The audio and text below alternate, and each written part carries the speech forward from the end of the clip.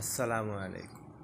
বিগত সরকার পালিয়ে যাওয়ার পর গুরুত্বপূর্ণ ভূমিকা রেখেছেন আমাদের বর্তমান রাষ্ট্রপতি শাহাবুদ্দিন আহমেদ চুপ্পু।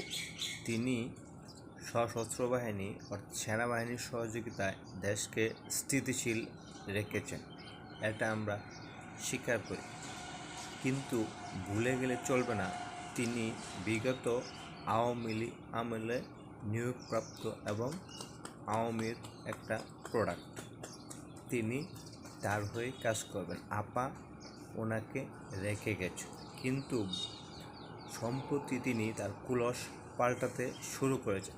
তিনি সম্প্রতি বলেছেন, বিগত 18 মাস বিএনপি এবং সশস্ত্র বাহিনী আমাকে সহযোগিতা করেছে।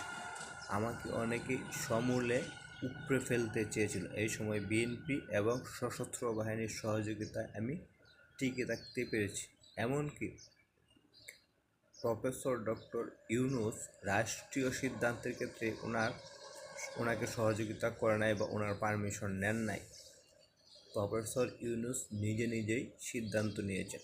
অর্থাৎ আমাদের চুপ্পু রাষ্ট্রপতি তিনি আওয়ামী থেকে বিএনপি পরিবারের প্রতি আগ্রহ এবং আরও কিছুদিন থাকার জন্য তিনি বিএনপিতে যোগদান করেছেন। তার কথার পরিপ্রেক্ষিতে এতটুকুই বোঝা যাচ্ছে।